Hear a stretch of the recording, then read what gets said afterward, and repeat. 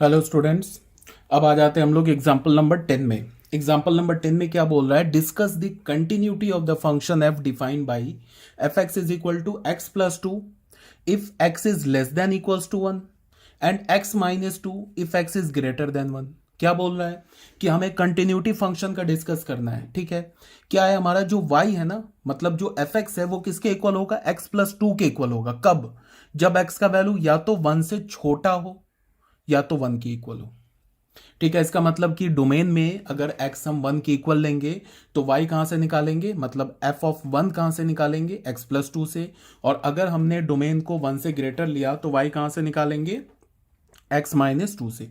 ये बोल रहा है। तो बोल रहा है कि इस फंक्शन के कंटिन्यूटी पर डिस्कस करो। ये तुम्हें किसी पॉइंट पर कंटिन्यूटी निकालने के लिए नहीं बोल रहा है, ये बोल रहा है कि पूरे फंक्शन के कंटिन्यूटी पर डिस्कस करो। तो इस पूरे फंक्शन के हमें कंटिन्यूटी पर डिस्कस करना है। तो इसका क्या मतलब है?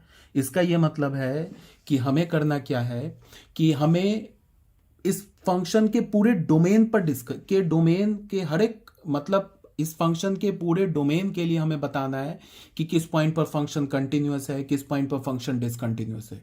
ठीक है, तो सबसे पहले क्या है हमारे पास कि फंक्शन का डोमेन क्या है, सॉल्यूशन करते हैं। देखो x क्या बोल रहा है? Less than equals to one, x is greater than one और इक्वल्स टू वन। वन से छोटा, वन से बड़ा, वन की इक्वल। तो बचा क्या? कुछ बचा? कुछ भी नहीं बचा। तो डोमेन क्या हो गया फंक्शन का? हमारे पास सबसे पहले हम लोग फंक्शन लिखते हैं। फंक्शन हमारा क्या हो गया? फंक्शन हो गया एक्स प्लस टू। कब? If x is less than equals to one. फिर क्या हो गया? X minus two. कब? If x is greater than one. अगर हम फंक्शन के डोमेन की बात करें, डोमेन ऑफ द फंक्शन, तो वन से छोटा, अगर मैं बोलूं ये वन है तो वन के इक्वल, वन से छोटा सारे रियल नंबर ले लो, वन से बड़े सारे रियल नंबर ले लो। तो कुछ बचा? कुछ बचा ही नहीं। तो डोमेन क्या हो गया फंक्शन का? All real number. इसका मतलब क्या है कि हमें इस फंक्शन के मतलब पूरे रियल नंबर पे हमें बताना है कि ये फंक्शन कहाँ कंटिन्यूस है, कहाँ डिसकंटिन्यूस है। किया हो सके पूरे रियल नंबर पे कंटिन्यूस है, ये हमें बताना है। तो उसके लिए हम लोग क्या करेंगे? फिर तीन केस लेंगे। पहला केस क्या कि पहला केस हम लोग क्या करेंगे कि एक बोलेंगे कि when x is less than one, when x is greater than one and when x is equals to one. तो एक बच्चे का क्वेश्चन आएगा कि वन पे ही क्यों फंक्शन को तोड़ा? क्योंकि फंक्शन वन पे ही टूट रहा है। ब्रेक कहाँ हो रहा है? फंक्शन वन पे। अगर मैं बोलूं कि x जो है हमारा लेस देन वन है, इसका क्या मतलब है? लेस देन वन के लिए ध्यान से देखो, अगर x का वैल्यू हमने लेस देन वन लिया ना तो ये बैठा हुआ है पॉलिनोमियल फंक्शन, और अगर x का वैल्यू हमने ग्रेटर देन वन लिया ना तो भी यहाँ पॉलिनोमियल फंक्शन बैठा है। अब पॉलिनोमियल फंक्शन क्या होता है? एवरीवेयर कंटिन्यूअस, एवरीवेयर डिफरेंशिएबल होता है, मतलब अपने डोमेन पे कंटिन्यूअस होता है। तो इसका क्या मतलब है कि ये जो एफ एक्स फंक्शन है ना, लेस देन वन के लिए कंटिन्यूअस है, ग्रेटर देन वन के लिए भी कंटिन्यूअस है। सिर्फ प्रॉब्लम कहाँ आ रही है? वन पे। क्योंकि लेस देन वन के लिए तो ये फंक्शन डिफाइंड है, ग्रेटर देन वन के लिए ये फंक्शन डिफाइंड है तो ये क्या बोलते हैं, लेस देन वन और ग्रेटर देन वन दोनों के लिए पॉलिनोमियल फंक्शन डिफाइंड है, इसमें कोई प्रॉब्लम नहीं है। बट अलग अलग है ना फंक्शन डिफाइंड, तो ये डिसकंटिन्यूअस हो सकता है। आ रही है मेरी बात समझ में?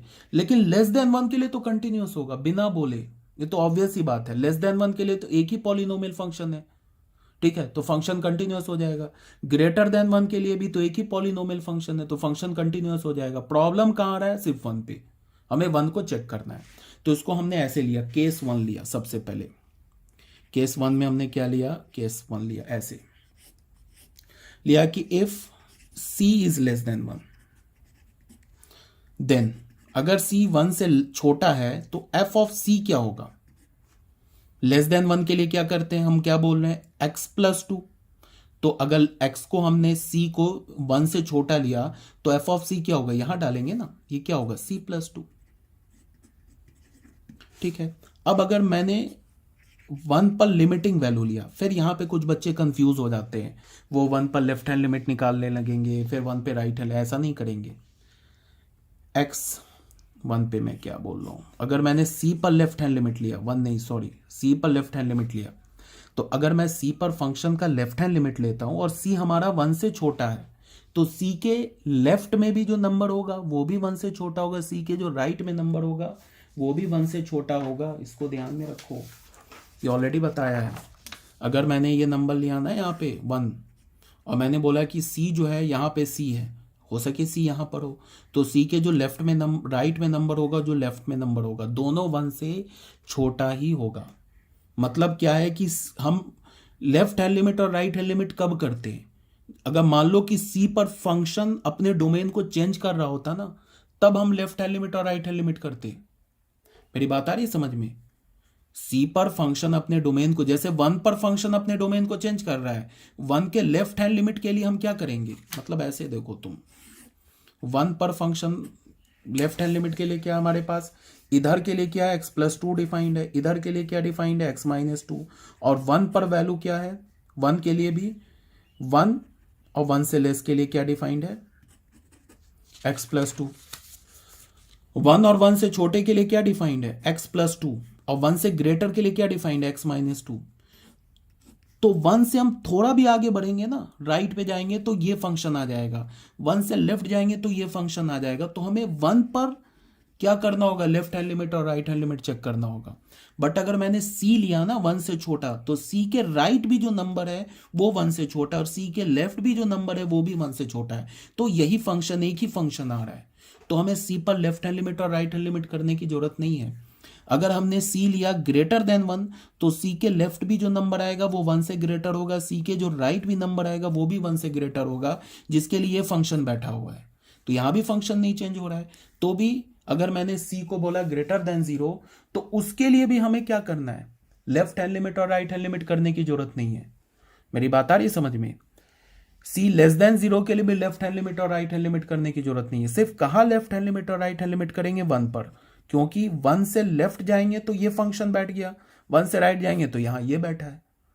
समझ में आ रही है बात? अगर तब भी तुम सी पर लेफ्ट हैंड लिमिट और राइट हैंड लिमिट निकालना चाहते हो तो निकाल लो, गलत नहीं होगा, कैलकुलेशन बढ़ जाएगा। ठीक है, अब मैंने बोला कि x को लेस देन 1 बोला, तो x is tending toward c, तो x 1 से छोटा है, तो कौन सा फंक्शन होगा, x+2, यही एक ही फंक्शन होगा, तो ये क्या हो जाएगा, c+2, और ये c+2 क्या है, f(c), और c क्या हमारा, नंबर लेस देन 1। तो यहां से हमें क्या पता चला, यहां तो हमें पहले ये पता चला कि limit x is tending toward c, x+2 is equals to f(c). एक तो बात हमें ये पता चला, ठीक है, यहां से तो हमें ये दिख गया। तो यहां से हमें क्या पता चला, this implies that function is, क्या हो गया यहां से, continuous at x is equals to c। Function क्या है हमारा, सी पर कंटिन्यूअस है ना, सी पर फंक्शन कंटिन्यूअस। तो दिस इंप्लाइज दैट, अगर फंक्शन सी पर कंटिन्यूअस है तो इसका हमें क्या मतलब चला, क्या हमें निष्कर्ष क्या निकला कि function is continuous for all x less than 0। ये हमें पता चला, बिकॉज सी को हमने क्या माना है, लेस देन 1, तो लेस देन 0 बोल रहा हूं, सॉरी, लेस देन 1 हमने सी को बोला है ना, सी को हमने बोला कि लेस देन 1 है, तो हम सी पे हमने कंटिन्यूअस दिखा दिया, और सी हमारा लेस देन 1 है, तो फंक्शन लेस देन 1 के लिए कंटिन्यूअस हो गया। एक तो ये हमने कैसे पता चला, सेम लॉजिक लेंगे, if c is greater than 1 then f of c क्या होगा, अगर सी 1 से ग्रेटर है तो एफ ऑफ सी क्या होगा, अगर 1 है तो ये क्या होगा, c-2, F of C c-2। ठीक है, यहां पे ग्रेटर देन 1 के लिए क्या ये फंक्शन यूज करेंगे ना, तो c-2। अब यहां पे क्या है, limit x is tending toward c। फिर मैंने बता दिया कि c अगर 1 से ग्रेटर है तो 1 के लेफ्ट और राइट दोनों पे एक ही फंक्शन है, तो हम लोग लेफ्ट लिमिट और राइट लिमिट की जरूरत नहीं है, एक ही से काम चल जाएगा, x-2। तो क्या होगा, यहाँ पॉलिनोमियल है, c है तो रख देंगे, तो क्या हो जाएगा, c-2, और यही c-2 किसके, f ऑफ c के इक्वल है। तो यहां से हमें क्या पता चला, यहां से हमें पता चला limit x is tending toward c, x-2 is equals to f of c।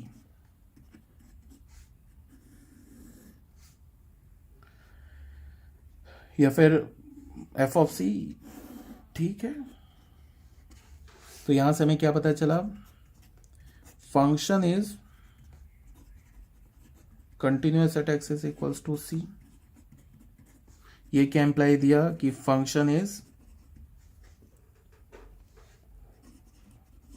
Continuous for all x greater than 1। Same logic से अब एक पॉइंट बच गया। अभी हमने क्या देख लिया कि 1 से ग्रेटर सारे रियल नंबर के लिए फंक्शन कंटिन्यूस है। इसको हमने मान लिया फर्स्ट इक्वेशन, इसको हमने मान लिया सेकंड इक्वेशन। अभी हमने क्या देखा कि x 1 से ग्रेटर के लिए फंक्शन कंटिन्यूस है, 1 से लेस के लिए फंक्शन कंटिन्यूस है। अब एक ही पॉइंट बच रहा है, क्या बच रहा है? Equals to 1।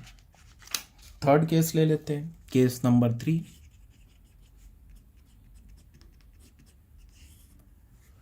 When c is equals to 1। अब यहां पे क्या मैंने बोला कि c के 1 के लेफ्ट हैंड साइड क्या मिल रहा हमें? कौन सा फंक्शन बैठा है? x plus 2। और 1 के राइट हैंड साइड पे कौन सा फंक्शन बैठा है? x minus 2। तो अब यहां पे लेफ्ट हैंड लिमिट और राइट हैंड लिमिट करेंगे। x is tending towards c minus f x, क्या होगा? Limit x is tending towards c minus f x, क्या डालेंगे? x plus 2। लेफ्ट हैंड पे देख लो, लेस देन के लिए ये डिफाइंड है, तो इसका वैल्यू क्या हो जाएगा? c plus 2। और अगर हमने limit x is tending towards c plus निकाला एफ एक्स, अब ये नहीं करना है, यहां पे ऊपर माइनस लिखा है तो यहां पे जाके माइनस c प्लस 2 कर देना, ये नहीं करना। Limit x is tending towards c plus, और यहां पे क्या है ये? अब राइट के लिए क्या है? ग्रेटर देन 1 के लिए ये होगा x माइनस 2, तो ये क्या हो जाएगा? c minus 2। ये जब इतना कर रहे हैं तो यहां से हमें क्या पता चल रहा है? यहां से हमें पता चल रहा है कि limit x is tending to c minus f x is not equals to limit x is tending to c plus f x. तो this implies that limit x is tending towards c f x क्या हमारा? Does not exist, ये exist नहीं कर रहा है। अब जब ये एग्जिस्ट नहीं कर रहा है तो फंक्शन क्या हो गया? डिसकंटिन्यूस हो गया c इज इक्वल टू 1 पे। अच्छा, ये मैंने c लेके निकाल दिया, तुम 1 लेके निकाल लो। c का वैल्यू तो 1 है ना, तो तुम ऐसे लिख लो x is tending towards 1 minus f x. c को मैंने लेके निकाल दिया, इसको लिख लो limit x is tending towards 1 minus f x, क्या हमारे पास? x plus 2। तो क्या हो जाएगा? 1 माइनस के लिए 1 प्लस 2 क्या हो जाएगा? 3। तो लेफ्ट हैंड लिमिट 1 पे क्या मिल गया हमें? 3।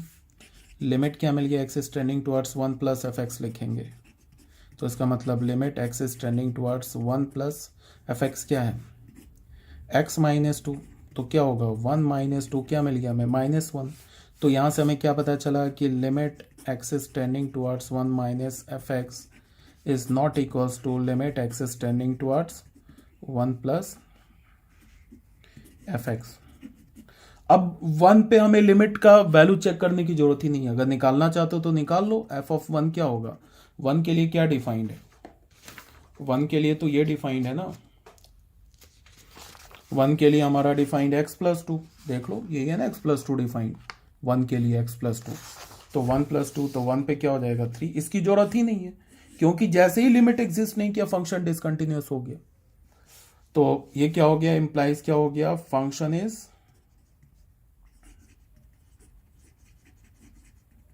Discontinuous at x is equals to 1। तो फ्रॉम 1, 2 एंड 3, 1, 2 और 3 से हमें क्या कंक्लूजन मिला? 1 से हमें क्या कंक्लूजन मिला? कि जो फंक्शन है लेस देन 1 के लिए कंटिन्यूअस है। 2 से हमें क्या कंक्लूजन मिला? कि फंक्शन जो है ग्रेटर देन 1 के लिए कंटिन्यूअस है। 3 से हमें क्या कंक्लूजन मिला? कि फंक्शन 1 के लिए डिसकंटिन्यूअस है। तो हम क्या बोलेंगे? F x is continuous. देखो, f x is continuous for all x belongs to R except 1। 1 को छोड़कर एफ एक्स क्या हमारा? कंटिन्यूअस है। सिर्फ 1 पर डिसकंटिन्यूअस है, पूरे रियल नंबर पे कंटिन्यूअस है, सिर्फ 1 पे क्या है? डिसकंटिन्यूअस। बच्चों ये था हमारा क्या? एल्जेब्रिक अप्रोच था, मतलब इसमें हमने ग्राफ का सहारा नहीं लिया, इसको हम बोलते हैं एल्जेब्रिक अप्रोच। एग्जाम में तुम्हें ऐसे ही करना है। अगर तुम्हें दिख जाए ना कि हम किसी फंक्शन का ग्राफ बना सकते हैं, तो भले ही एग्ज़ाम तुम्हें हो तो एग्ज़ाम में तुम अलजेब्रा की हेल्प से इतने सारा कैलकुलेशन करो और दिखाओ, बट अगर ग्राफ बना सकते हो तो ग्राफ एक बार बना लेना, उससे तुरंत चेक हो जाता है कि हमने जो आंसर किया वो सही है या गलत है, अगर तुमने ग्राफ ड्रॉ कर लिया तो।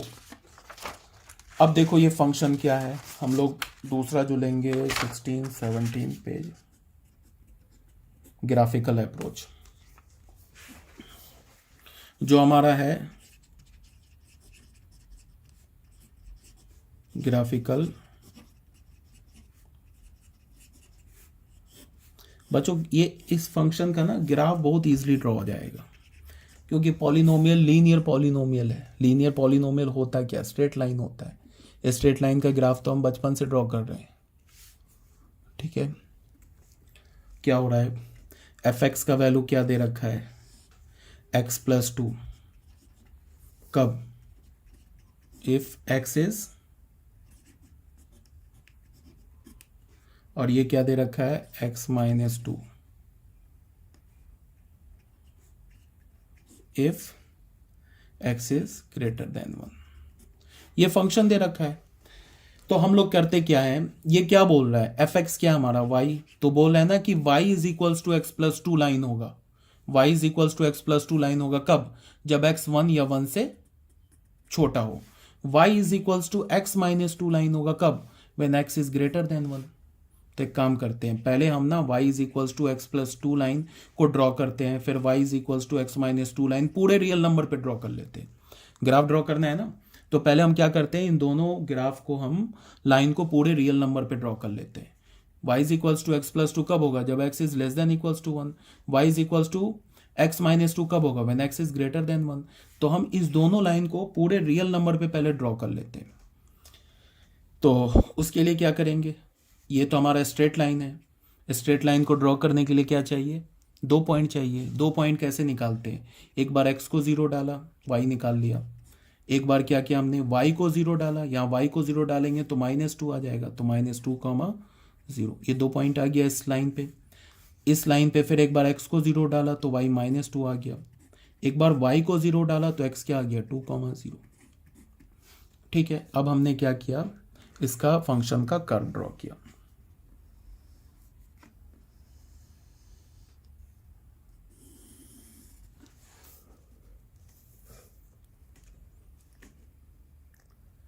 ठीक है, तो 0, 2, -2, 0, तो -2, 0 कुछ यहाँ पे होगा, 0, 2 कुछ यहाँ पे होगा, तो कर्व ऐसे जाएगा ये। अभी हमने ये कोई रिस्ट्रिक्शन नहीं लिया, हमने सीधे इस 2 लाइन को ड्रॉ कर लिया है, कोई रिस्ट्रिक्शन नहीं लिया है, उसके बाद हटा देंगे। अभी देखते चलो हमने क्या किया, ऐसे करके ये लाइन ड्रॉ कर दिया। ये पॉइंट क्या हमारा -2, 0, ये पॉइंट क्या हमारा 0, 2। ये लाइन की इक्वेशन क्या हो गई हमारी, लाइन की इक्वेशन हो गई y is equals to x+2। दूसरा क्या बोल रहा है, 0, -2, 0, -2 कहाँ होगा, यहाँ होगा समथिंग, जितना ये ऊपर है उतना ही यहाँ पे ये नीचे है, यहाँ होगा 0, -2। और 2, 0 कहाँ होगा, 2, 0 जितना ही यहाँ है उतना ही यहाँ पे होगा ये। तो इसका मतलब ये लाइन यहाँ से क्या होगा, पैरेलल हो जाएगा। इसका मतलब ये लाइन जो है ये ऐसे जाएगा पैरेलल।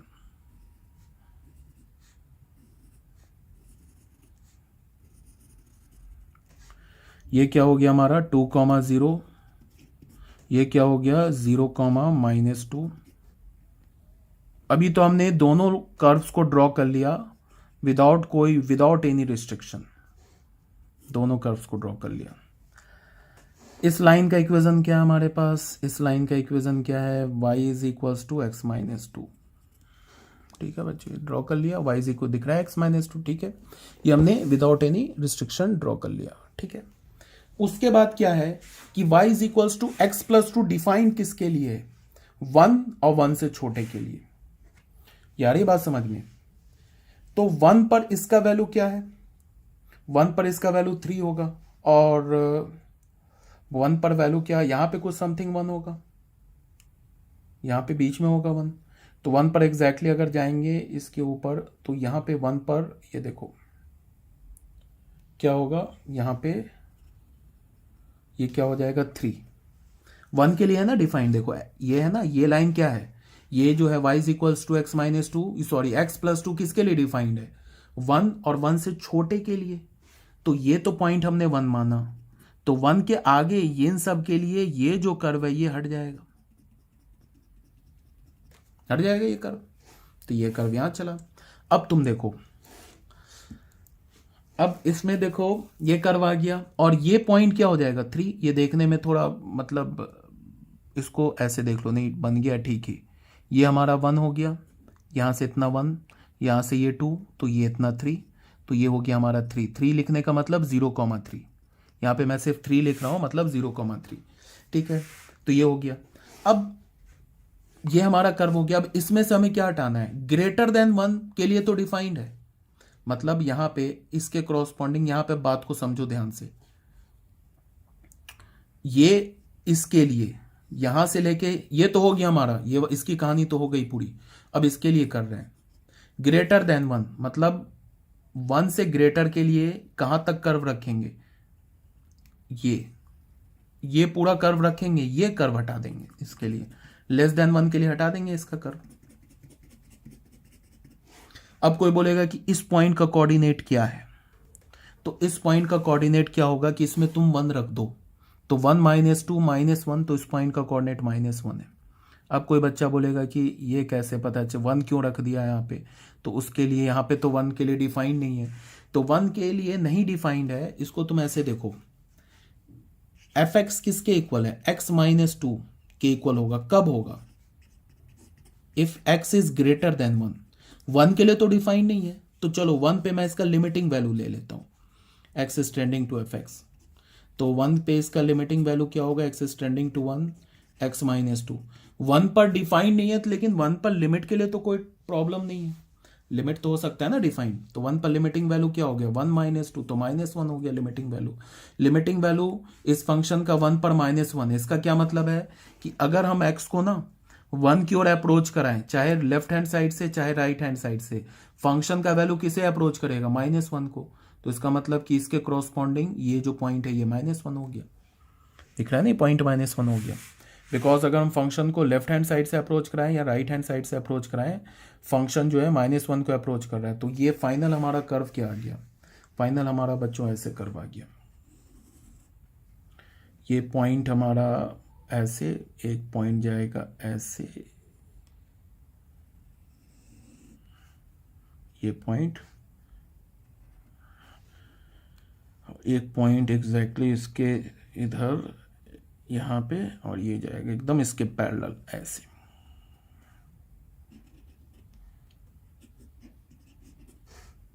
ये पॉइंट क्या होगा -2, ये पॉइंट क्या होगा 2 बोलने का मतलब ये 0,2, या -2 बोलने का मतलब -2,0, एग्जैक्टली उसके ऊपर 3 बोलने का मतलब 0,3। ये पॉइंट होगा 1,0, यहाँ से ये पॉइंट होगा -1 और इस पर होल होगा ऐसे। इस लाइन की इक्वेशन क्या है हमारे पास, इस लाइन की इक्वेशन होगी y is equals to x + 2। इस लाइन की इक्वेशन क्या होगी, y is equals to x - 2। ये इधर ऐसे बढ़ेगा, ये इधर ऐसे जाएगा। अब ये बन गया फंक्शन का कर्व। अब अगर ये फंक्शन का कर्व तुम्हें दिख गया तो यहां से क्लियर है ना, बिल्कुल ऑब्वियस सी बात है कि, क्या ऑब्वियस सी बात है कि फंक्शन जो है 1 पर देखो जंप मार गया, लेफ्ट हैंड साइड 1 से लेफ्ट पे जाओगे, 1 से लेफ्ट पे जाओगे, देखो फंक्शन बिल्कुल कंटिन्यूअस है। 1 के राइट हैंड साइड पे देखो फंक्शन कंटिन्यूअस है। 1 पर जंप कर गया, 1 पर फंक्शन का वैल्यू 3 है, -1 नहीं, ये होल है, तो 1 पे जंप हो गया। तो अगर तुमने ऐसे ग्राफ ड्रॉ कर लिया तो ग्राफ से तो हमें बिल्कुल दिखने लगता है कि फंक्शन है जो उसका ये क्या होगा, क्या बोलता हूं, कहां पे कंटिन्यूअस होगा कहां पे डिसकंटिन्यूअस होगा, ये तो हमें ग्राफ से ही दिख गया। ठीक है बच्चों, ये हो गया हमारा question number, I think example number 10।